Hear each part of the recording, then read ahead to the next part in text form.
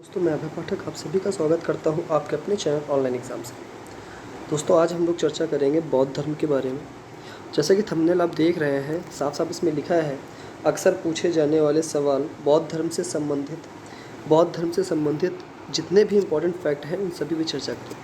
उससे पहले जिसने अभी तक चैनल को सब्सक्राइब ना किया हो सब्सक्राइब कर लें, बेल आइकन को जरूर प्रेस कर ले ताकि वो हमारे साथ अपडेट बना रहे। बढ़ते हैं सीधे चैप्टर की ओर बिना टाइम वेस्ट किए। बच्चे देखो, बौद्ध धर्म, महात्मा बुद्ध का जीवन परिचय क्या है, पहले उसके बारे में चर्चा करते हैं।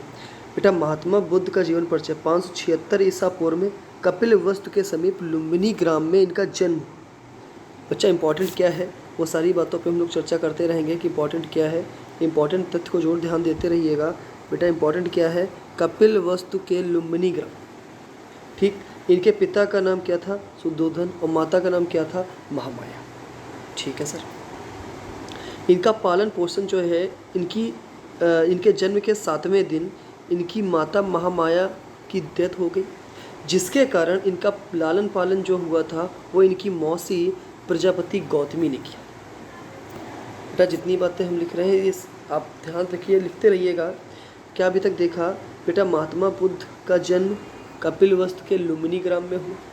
इनके पिता का नाम सुद्धोधन, माता का नाम महामाया था, और इनके जन्म के ठीक 7वें दिन इनकी माता का देहावसान हो गया, जिसकी वजह से इनका लालन पालन इनकी मौसी जिनका नाम था प्रजापति गौतमी उन्होंने किया। 16 वर्ष की आयु में इनका विवाह यशोधरा नामक राजकुमारी से हो गया। बेटा सारे नाम देखते रहिएगा। पहला नाम मिला हमें सुद्धोधन, दूसरा नाम मिला हमें महामाया, फिर प्रजापति गौतमी, अब एक नया नाम आया यशोधरा। बेटा 16 वर्ष की आयु में इनका विवाह यशोधरा नामक राजकुमारी से हो गया। 28 वर्ष की आयु में इनके पुत्र राहुल का जन्म हुआ। बेटा एक और नाम, भगवान बुद्ध के पत्नी का नाम यशोधरा था, इनके पुत्र का नाम क्या था, राहुल। 29 वर्ष की आयु में इन्होंने सत्य की खोज के लिए गृह त्याग किया। बेटा गृह त्याग कब किया, 29 वर्ष की। ठीक 6 साल बाद 35 वर्ष की आयु में गया बिहार में उर्वेला नामक स्थान पर, बेटा ये क्वेश्चन इंपॉर्टेंट अभी पेट में हाल ही पूछा गया था, किस नदी के किनारे ज्ञान की प्राप्ति हुई, निरंजना, इसको फागुनी भी बोलते हैं, फागुनी नदी या फाल्गु नदी, निरंजना या फाल्गु नदी के किनारे पीपल के वृक्ष के नीचे वैशाख पूर्णिमा की रात्रि में समाधिस्थ अवस्था में इनको ज्ञान प्राप्त हुआ। ज्ञान कब प्राप्त हुआ बेटा, गृह त्याग के ठीक 6 साल बाद गया बिहार में निरंजना नदी के किनारे। इतनी बात आपको इम्पोर्टेंट रखना है। वृक्ष कौन सा था, पीपल का वृक्ष। दिन कौन सा था, वैशाख की पूर्णिमा। बेटा अगला, महात्मा बुद्ध ने अपना उपदेश सारनाथ में दिया था। महात्मा बुद्ध ने अपना प्रथम उपदेश कब दिया था, वह सारनाथ में दिया था। हम बात करते हैं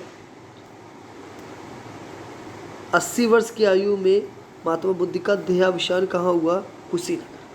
ये पूरा जीवन परिचय संक्षिप्त में हो गया। अब इसके आगे चर्चा करते हैं। बच्चा सारी बातें लिखते रहिएगा, पॉइंट टू पॉइंट बातें। जीवन परिचय देखो एक बार फिर से क्या है। बेटा जन्म 563 ईस्वी में, कहाँ पे, लुम्बिनी, कहाँ पे है, नेपाल में। बचपन का नाम सिद्धार्थ था, पिता पिता सुद्धोधन, माता महामाया।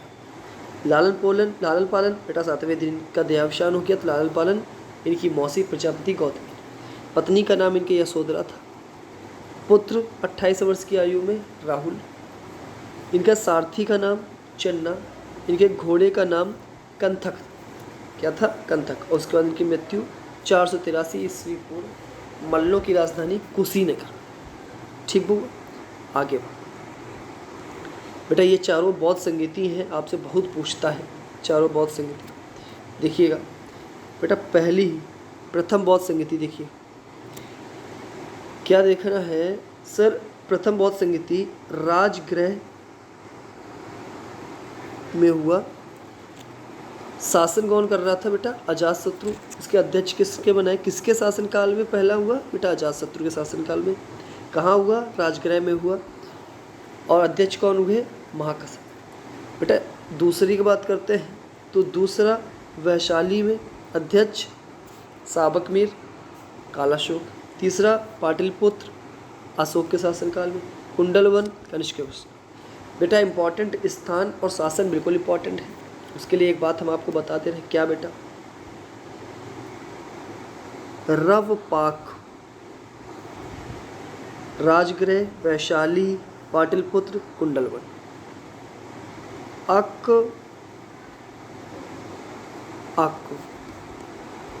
क्या बेटा? राजगृह, वैशाली, पाटलिपुत्र, कुंडलवन। अक का मतलब राजगृह अजातशत्रु, वैशाली कालाशोक, पाटलिपुत्र अशोक, लास्ट में कुंडलवन कनिष्क। ठीक बच्चा? आगे देखो। बुद्ध के जीवन की घटनाएं एवं धर्म के प्रतीक क्या है वो देखो। प्रतीक इनके जो भी रहे हैं उस पर जरा विचार कर लेते हैं।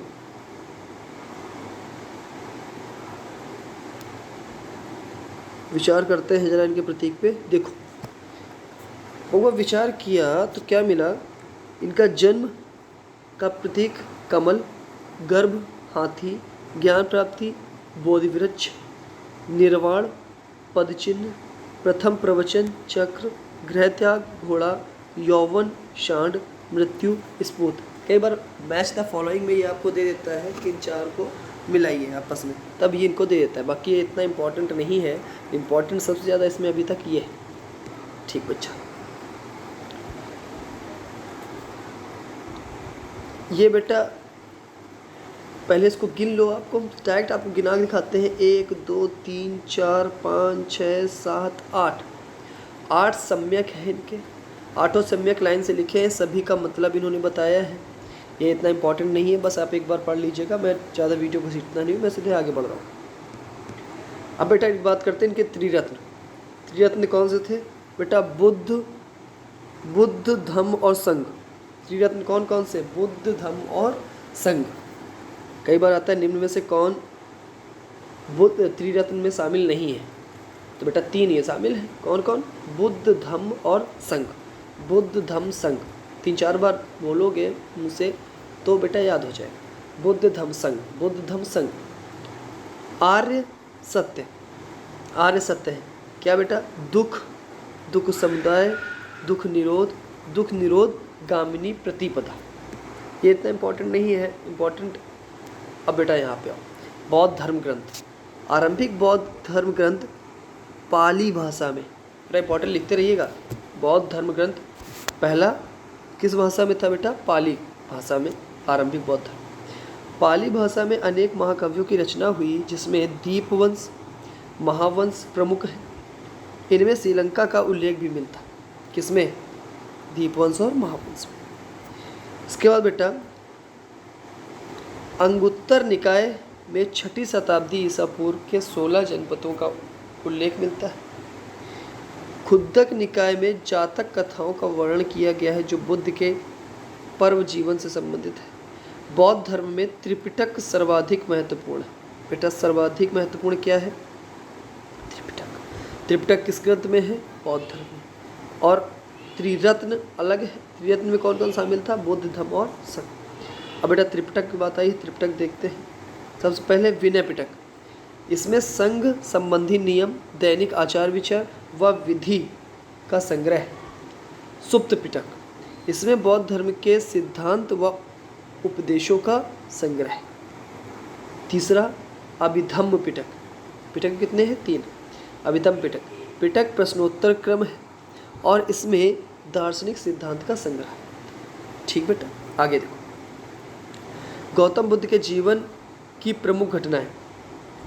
मोस्ट इम्पॉर्टेंट बेटा, गृह त्याग किया। अब ये देखा था 29 साल की उम्र में गृह त्याग किया। गृह त्याग करने की घटना महाभिनिष्क्रमण। जैसे हम लोग त्याग करते हैं, किसी का त्याग कर देते हैं तो भिनिष्क्रमण वहाँ से हो जाते हैं। छी बेटा ऐसे याद कर सकते हैं। याद करने का तरीका बता रहे हैं। कोई इससे को धार्मिक या किसी उद्देश्य में ले जाए, हमारा कर्तव्य है और हमारा काम है अभी किसी तरीके से एग्ज़ाम को क्रैक करना। तो बेटा गृह त्याग करना महाभिनिष्क्रमण। ज्ञान प्राप्ति संबोधि। ज्ञान प्राप्ति 35 साल की उम्र में हुआ था। संबोधि इसको कहा गया।